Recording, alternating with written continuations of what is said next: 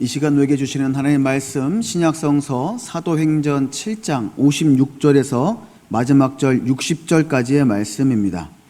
제가 가진 성경 신약성서 199페이지에 있습니다. 사도행전 7장 55절에서 60절까지의 말씀, 하나님 말씀 들을 때 살아 역사하시는 말씀이 될 줄로 믿습니다. 스데반이 성령 충만하여 하늘을 우러러 주목하여 하나님의 영광과 및 예수께서 하나님 우편에 서신 것을 보고 말하되 보라 하늘이 열리고 인자가 하나님 우편에 서신 것을 보노라 한데 그들이 큰 소리를 지르며 귀를 막고 일제히 그에게 달려들어 성 밖으로 내치고 돌로 칠세 증인들이 옷을 벗어 사울이라 하는 청년의 발 앞에 두니라. 그들이 돌로 스데반을 치니 스데반이 부르짖어 이르되 주 예수여 내 영혼을 받으시옵소서 하고 무릎을 꿇고 크게 불러 이르되 주여 이 죄를 그들에게 돌리지 마옵소서 이 말을 하고 자니라. 기도합니다. 하나님 감사를 드립니다. 주님의 귀한 백성들이 주님의 말씀을 사모하고 주님의 은혜를 사모하여 힘들고 어려운 발걸음을 주님 전으로 향하였습니다.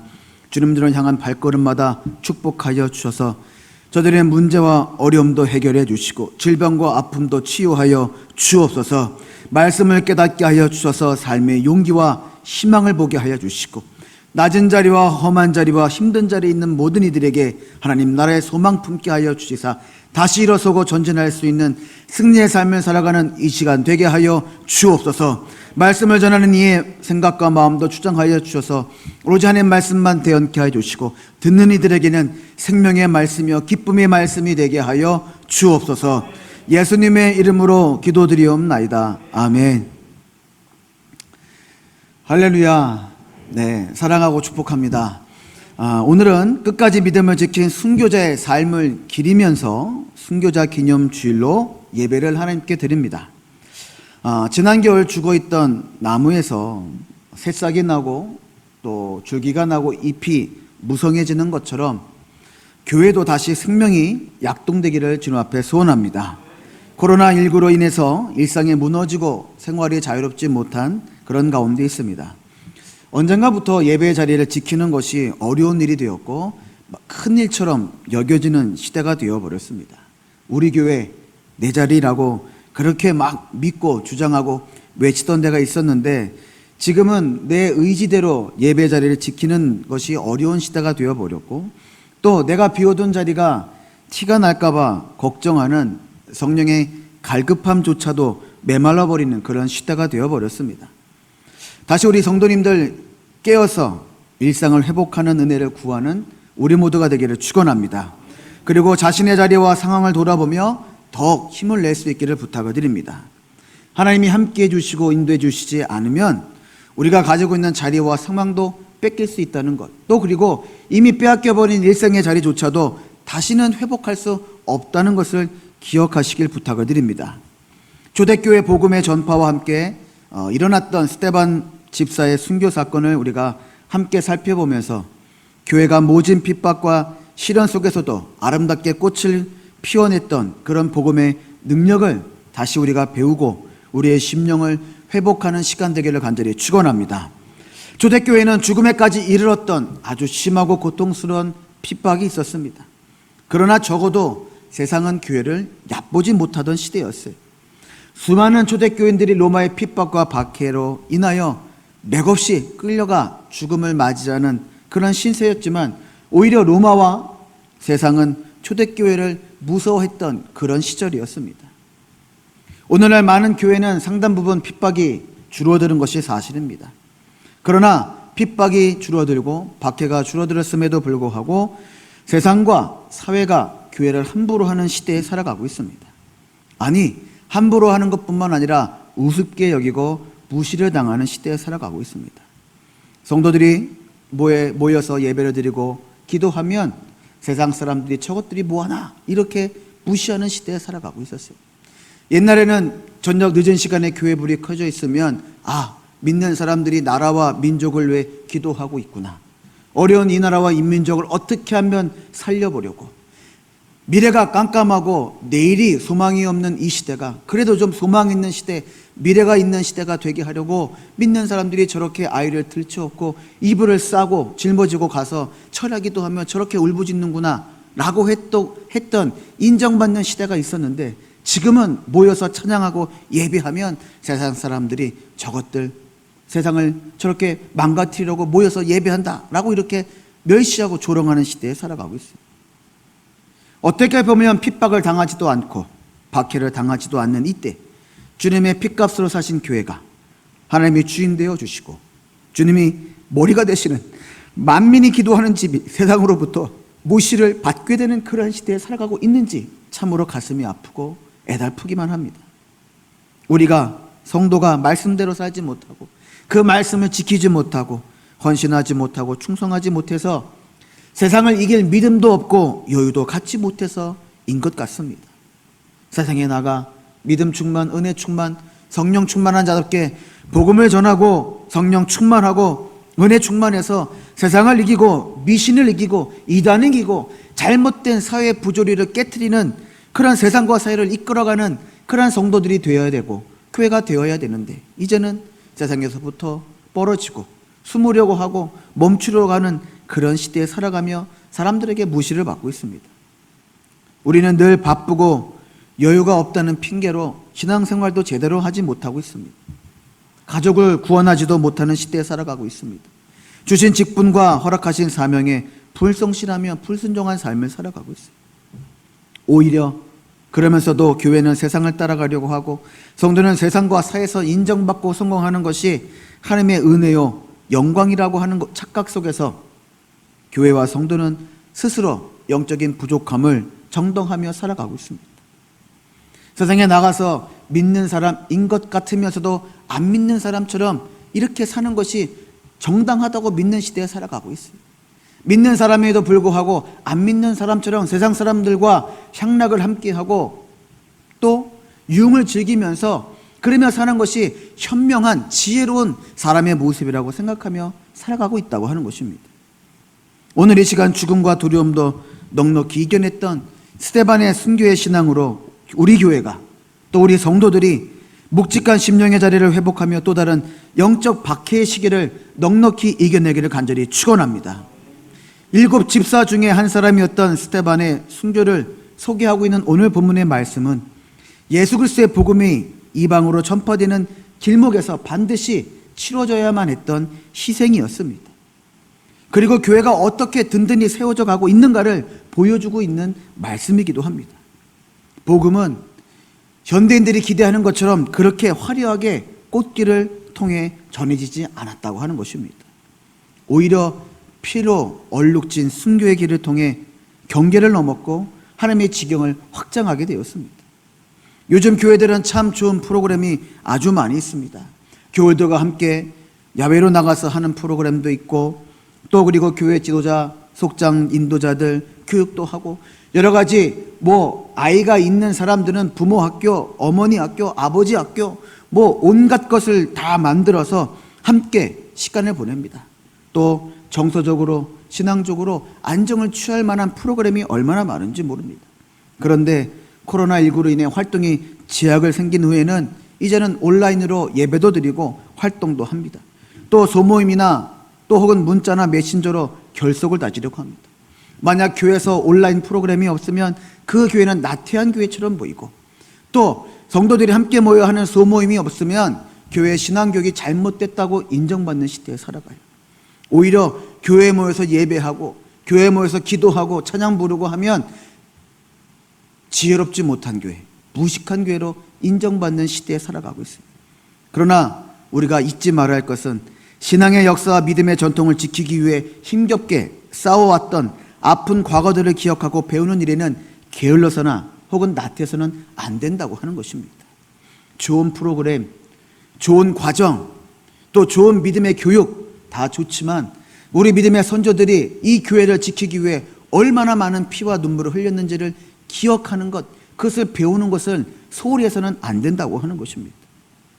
과거에는 어린아이에부터 노년에 이르기까지 일본군에 의해 교회 안에 다 갖춰져서 산채로 불태워졌던 제암리감리 교회나 병인 박해 때 가톨릭 신자들을 잡아 처형하던 절두산 순교성지나 양화진 선교사 묘원 등을 찾아가서 믿음을 지키기 위해 또 신앙의 정결을 지키기 위해 목숨을 아낌없이 내놓았던 믿음의 순교자들의 성지를 찾아가 은혜 받는 것이 신앙생활의 가장 큰 기쁨으로 여겨졌던 때도 있습니다.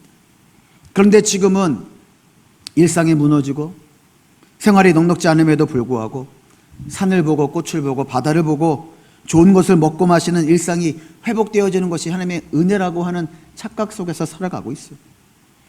일상이 회복되어지면 어디 놀러 가보고 싶다, 어디 가보고 싶다, 뭘 먹어보고 싶다, 그동안 못 가본 데 다 가보고 싶다라고 하는 그런 꿈을 꾼다는 거예요. 그런데 하나님이 주신 은혜는 세상의 일상의 회복이 아니라 영적인 회복을 먼저 부르짖기를 원하신다는 것입니다. 교회를 건강하고 힘있게 세우는 것, 그것은 화려한 건물이나 든든한 재정이나 평탄한 일상이 아닙니다. 마지막 순간까지 흐트러짐 없이 예수 그리스도를 바라보고 그를 따르는 순교의 신앙이 바탕이 된 순전한 믿음이라고 하는 것입니다. 오늘 말씀을 통해서 흐트러진 믿음을 다시 잡아서 온 세계가 코로나19로 인해 공포 속에 흔들리고 있는 지금 하나님만 바라보는 순교의 신앙을 확고히 할 수 있는, 그래서 복음의 씨앗을 먼 곳까지 뿌릴 수 있는 저와 여러분 모두가 다 되시기를 주님의 이름으로 간절히 축원합니다. 첫 번째로 순교의 신앙을 갖기 위해서는 보는 것이 달라야 됩니다. 그러면 말하는 것도 달라지게 되어 있습니다. 다르게 말하기 위해서는 다른 것을 볼 수 있어야 되고 또 보도록 노력해야 됩니다. 순교의 신앙으로 사는 성도는 그래서 보는 것이 세상 사람과 다른 사람들입니다. 놀랍게도 초대교회 최초의 순교의 사건은 초대교회가 한참 은혜 충만, 권능 충만할 때 일어난 사건이었습니다. 그 사건을 통해서 복음이 이방까지 전파되는 그런 귀한 촉발이 일어났다는 거죠. 스데반 집사의 설교로 그는 순교의 자리까지 이르게 되었어요. 스데반 집사의 운명은 바로 스데반이 바라보는 시각과 관점에서 시작됐다는 거예요. 스데반의 시각은 하나님과의 똑같은 시각이었습니다. 그래서 모든 사람을 구원하는 것, 그것만이 그의 눈에 보였다고 하는 거예요. 모든 사람이 구원의 대상이었어요. 그로 인해 발생하는 죽음에 대한 공포를 그는 이길 수가 있었어요. 또한 스데반의 관점은 예수님의 관점이었습니다. 영혼 구원을 위해 희생해야 된다는 그 관점, 순교적인 관점을 가지고 있었다는 거예요. 그러기에 죽음을 각오했기에 그의 믿음의 행위는 거침이 없었습니다. 자기를 죽이겠다고 돌을 던지는 사람들 앞에 말씀을 끝까지 전파할 수 있었어요. 자기의 숨이 꼴딱 넘어가는 순간까지 자기에게 끊임없이 돌을 던지는 사람들을 향해 마지막 남은 힘을 다하여 복음을 전파할 수 있었다는 거예요. 그리고 자신이 죽었는지 자신의 목을 발로 짓밟는 사람들 앞에서도 그들을 저주하거나 그들을 심판하는 게 아니라 그들에게 죄를 돌리지 말아달라고 끝까지 간구하는 자가 스데반 집사였어요. 죽기를 각오하면 못할 게 없습니다. 또한 이미 죽었다고 생각하면 무서울 게 하나도 없는 거예요. 나 자신을 포기하고 내 생명을 포기했는데 뭐가 두렵고 뭐가 염려가 되고 뭐가 근심이 되겠어요. 스데반은 자신의 눈앞에서 분노하고 화를 내던 사람들만 보지 않았어요. 그는 오히려 성령 충만해서 하나님 나라를 바라보는 사람이었어요. 눈앞에 둘러싸여 있는 그 적대자들, 그들이 던지는 수많은 돌들을 맞으면서도 그 돌을 피하려고 하지도 않았다는 거예요. 거기서 도망가려고 하지도 않았다는 거예요. 왜? 하늘의 문이 열려있기 때문에, 내가 가야 할 영원한 집은 하나님 나라였기 때문에 그들을 두려워하거나 그들을 피하려 하지 않았다고 하는 겁니다.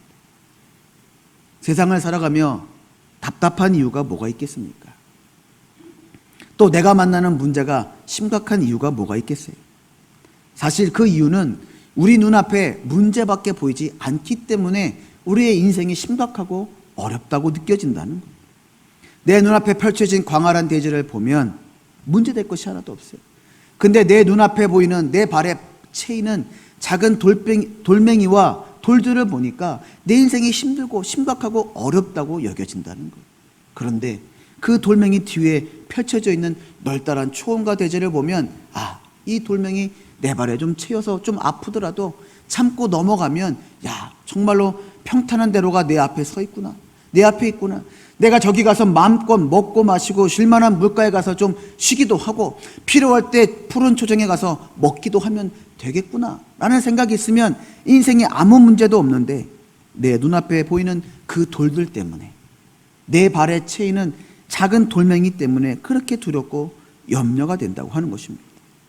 그러기에 매일 아침마다 기쁜 마음으로 시작할 수 없습니다. 교회를 나올 때도 마찬가지예요. 여러분, 오늘 주님 전으로 나올 때 무엇을 상상하고 무엇을 기대하고 교회에 나오셨습니까? 아마 여러분들 마음과 머릿속에 어떤 기대감이나 어떤 소망을 품고 나오신 분들은 많지 않으실 거예요. 그냥 습관적으로 오늘 예배 드리러 가니까 은혜나 받아야지, 말씀 뭐 전하시는지 한번 들어봐야지, 또 그동안 궁금했던 성도들 가서 안부도 묻고 또 한번 위로도 하고 격려도 해야지 라는 생각을 가지고 나오셨을 거예요. 근데 성도와 세상 사람과는 다른 차이점이 있어요. 그게 뭐냐면 믿음이 있다는 거예요. 믿음의 눈으로 바라보고 기대하고, 믿음의 마음으로 품고 기대하고, 믿음의 생각으로 꿈을 꾸며 기대한다는 거예요. 우리 눈앞에 어떤 것이 펼쳐질지, 내 앞날에 어떠한 일들이 일어날지를 기대하는 그런 믿음을 가진 사람이 성도라는 거예요. 그래서 믿음이 있는 성도는 믿음이 없는 사람과는 다른 삶을 살아가는 사람의 모습을 가져야 됩니다. 만약 기대가 없으면 믿지 않는 사람과 똑같은 삶을 살아갈 수밖에 없어요. 오직 믿음의 눈으로 볼 수 있어야만 하는 겁니다. 믿음의 마음으로 품을 수 있는 일들이 있고, 믿음의 생각으로 꿈을 꿀 수 있는 일들을 실현할 수 있어야만 하나님의 기적이 내 삶에 일어날 수 있다고 하는 것입니다. 여러분, 믿음의 눈으로 바라볼 수 있기를 간절히 부탁을 드립니다. 그리고 믿음의 시각을 가지시길 바라요. 그리고 믿음의 관점을 소유하시길 바라요. 성도라면 믿지 않는 사람과 다른 삶을 살아야 됩니다. 믿지 않는 사람들이 늘 불평하고 불만하고 내일의 미래가 없고 장래의 소망이 없다고 말할 때, 믿음이 있는 사람은 믿음의 눈을 가지고 다르게 바라보며 내일의 소망이 있어, 장래의 소망이 있어, 우리 자녀들은 반드시 평탄하고 아름다운 세상에서 살 거야 라고 하는 그러한 꿈을 가지고 살아야 된다고 하는 것입니다. 여러분, 그런 마음을 품을 때 여러분의 현실과 일상이 기적과 같이 변하게 될 줄로 믿습니다. 일상이 변하여 기적을 이룬 여러분의 인생들 되기를 간절히 축원합니다. 두 번째로, 위기를 만나도 감당할 수 있어야 순교자의 신앙을 가질 수가 있습니다. 스데반의 설교를 들은 무리가 스데반의 말을 신성 모독이라고 받아들이면서 큰 소리로 그를 잡아 끌어내렸습니다. 그리고 성 밖으로 끌고 나가 돌을 던져 치기 시작했어요. 자기들의 생각으로는 도저히 스데반을 가만히 둘 수가 없었던 것이에요. 세상에 많은 사람들이 정의를 말하고 의를 말하지만 과연 그들이 정말로 세상 사람들에게 돌을 맞고 있는가 한번 봐야 됩니다. 많은 사람들이 어떤 특정한 인물을 세워놓고 그에게 무작위로 돌을 던지는 시대에 살아가고 있어요. 그가 정인지 아닌지 진리인지 모르고 돌을 무조건 던져봅니다. 그리고 맞아서 아프면 그래, 네가 잘못해서 아프지 라고 판단하는 시대에 살아가고 있어요. 이 시대에 얼마나 많은 사람들이 돌에 맞고 죽어갑니까? 아버지가 잘못 둬서, 어머니를 잘못 둬서, 그저 그들이 유명인이라는 이유 때문에 그 자녀들이 수많은 돌에 맞아 죽어가는 시대에 살아가고 있어요.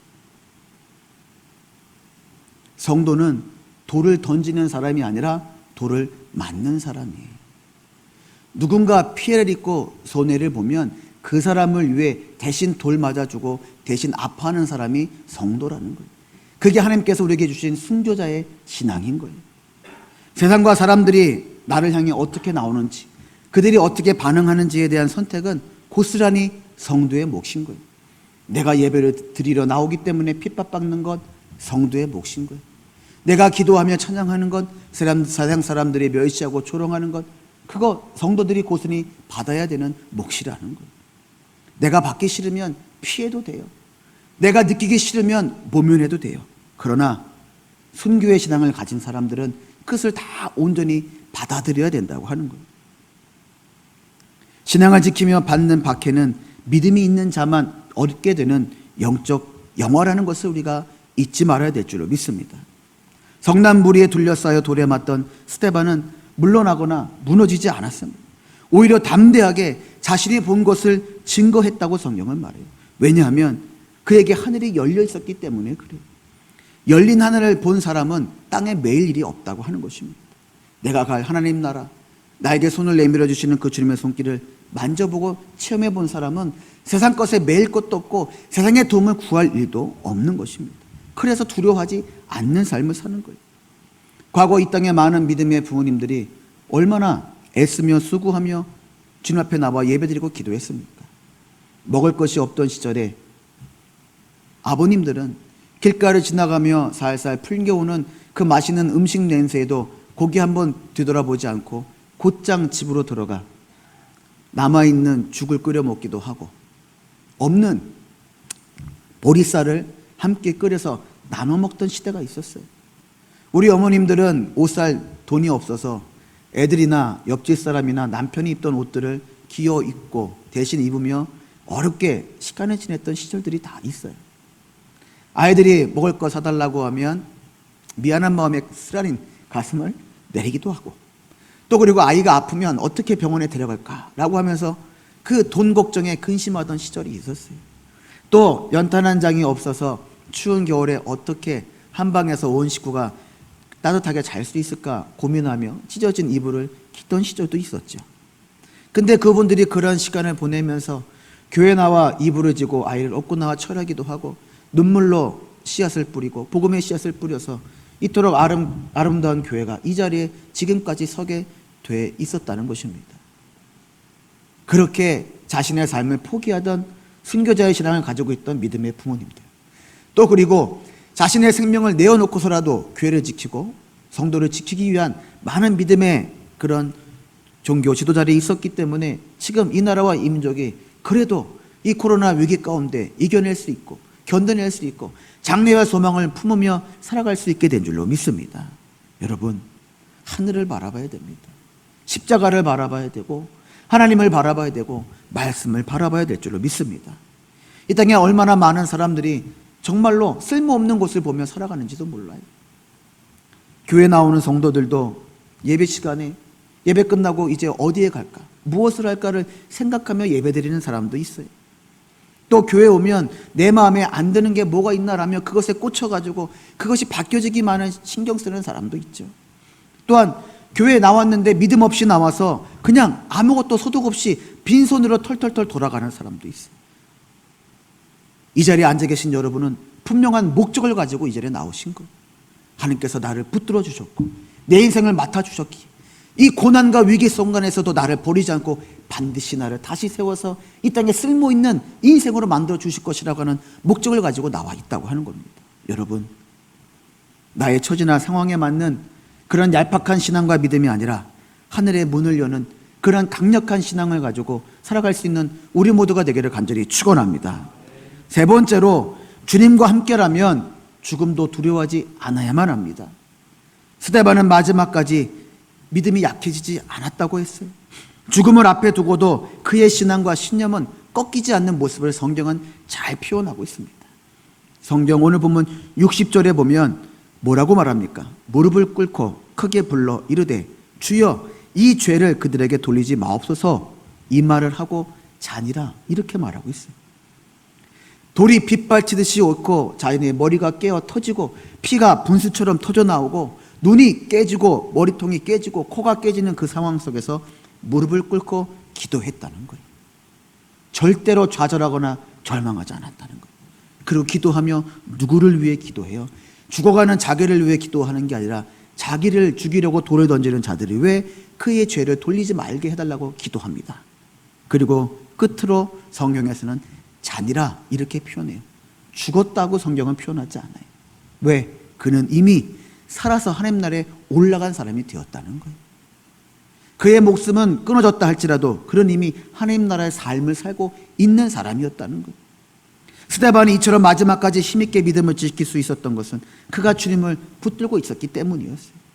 그가 목숨을 다하는 순간까지 기도와 또한 간구로 할 수 있었던 이유는 그에게는 주님밖에 없었기 때문이었어요. 마지막이 다가오면 대충대충 하려고 하는 것이 우리 인생들의 모습이에요. 왜냐하면 크게 달라질 것이 없다라고 그렇게 믿고 살아가기 때문인 거예요. 이러한 모습은 신앙생활의 가장 큰 적이고 사단들이 성도들에게 가장 잘 쓰는 방법인 거예요.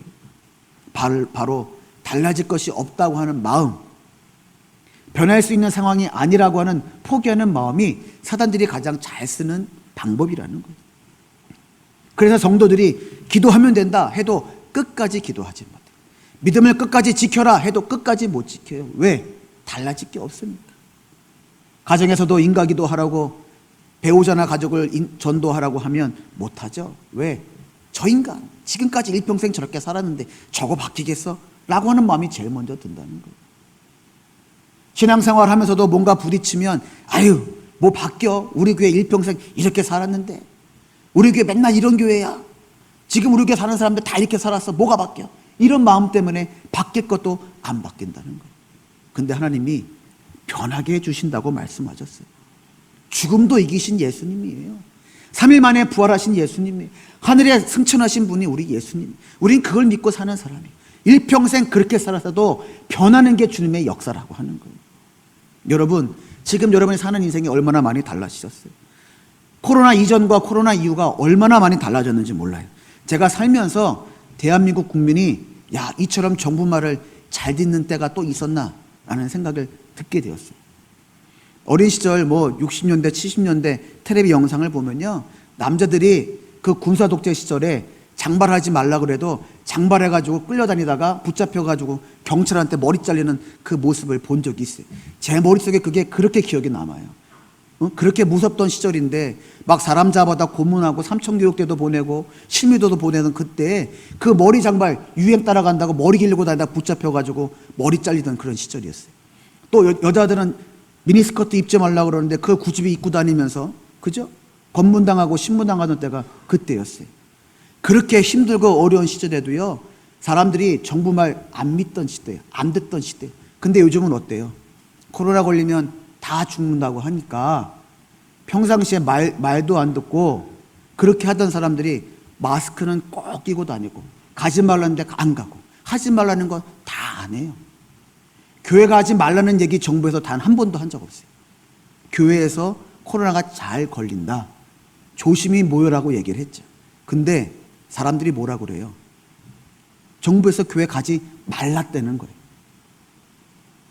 교회를 모이지 말라고 한 건 딱 넉 주간밖에 안 돼요. 그건 정식적으로 정부에서 말한 얘기죠. 그때는 교회에 모이지 말라고 한 게 아니라 교회에서 예배를 줄여달라고 해서 교회에서 예배를 아예 교회가 폐쇄를 한 거죠. 정부에서 단 한 번도 교회에서 예배드리지 말라고 말한 적은 없어요. 근데 우리나라 국민들이 얼마나 착한지 그냥 조금만 얘기하면 우두들 떨면서 교회 안 나오는 시대에 살아가고 있어요. 제가 한번 요 신포동의 우동집에서 우동을 먹는데 벌건 대낮에 12시에 어떤 아저씨가 술이 이렇게 취했어요. 혼자 걷지도 못하고 그 가게 문고리를 못 잡아요. 얼마나 취했는지. 그걸 못 잡아가지고 계속 흔들리는데 그걸 열고 들어왔어요. 근데 그 아저씨가 마스크를 끼고 들어와서 우동을 먹는데 마스크를 낀 채로 술이 취했으니까 마스크가 있는지도 모르고 우동을 먹으려고 하니까 그게 들어가겠어요? 근데 내가 마스크 꼈지? 내려놓고 우동을 막 먹더라고요. 그러니까 제가 10종 팔고 저거 술 취했으니까 마스크 안 끼고 이제 나가겠다 싶었는데 우동을 코로 먹는지 입으로 먹는지 하여튼간 반은 먹고 반은 버렸어요. 근데 그러고 나서 제일 먼저 하는 행동이 뭐냐? 마스크 끼는 거였어요.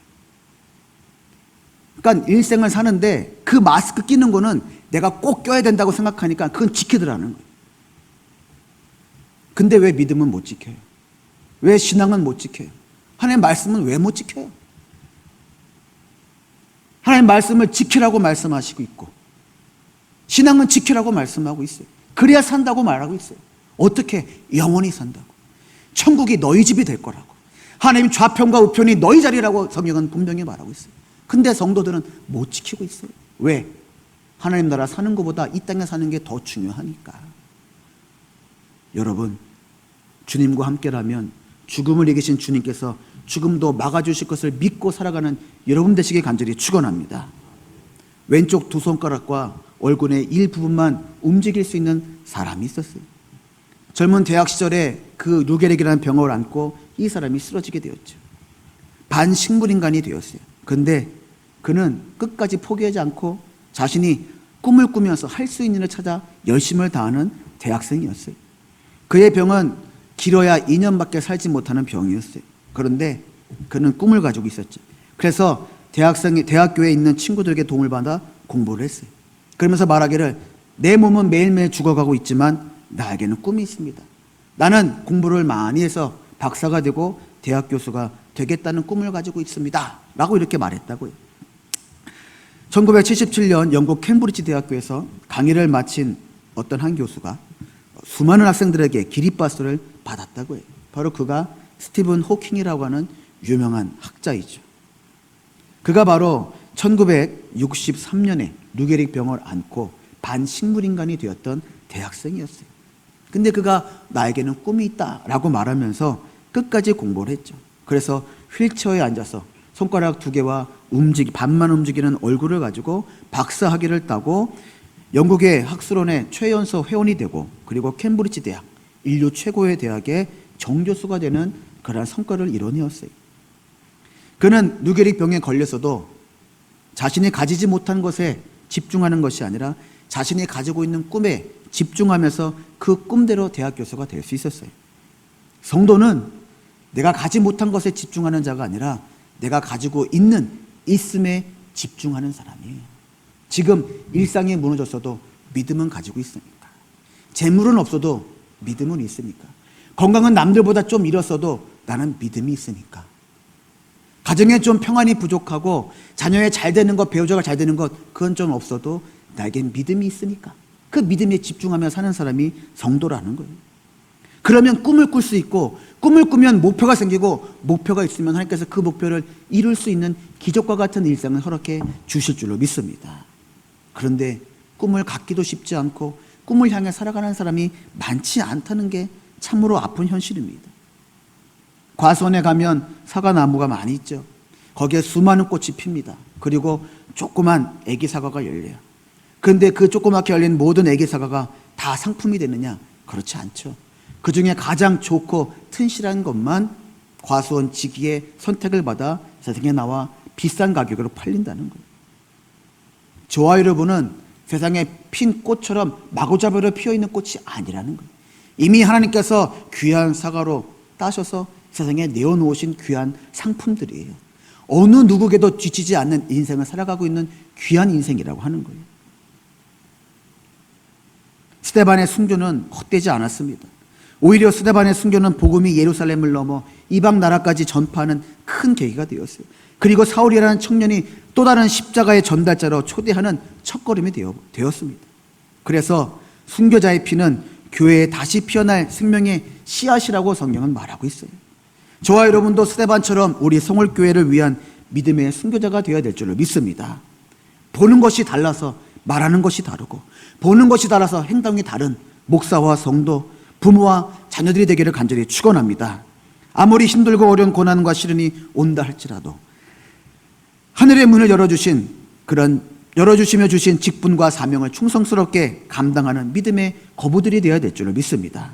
그리고 주님과 함께 죽음에 이르는 것을 우리 인생의 가장 큰 축복으로 믿고 확신하는 것, 그것이 은혜인 것을 깨달아 알아서 다른 믿음의 순교자들을 잘 배출하기 위해서, 또 우리 성월교회 부흥과 성장, 그리고 자녀 세대를 위해서 축복의 역사가 마음껏 일어날 수 있도록 희생 제물들이 다 되어지는 우리 교회와 우리 여러분 성도님도 되시기를 주님의 이름으로 간절히 축원합니다. 기도합니다. 하나님 아버지, 저들의 인생을 축복하여 주셔서 위기 속에서 살 수 있는 힘 주시고 능력 주시니 감사를 드립니다.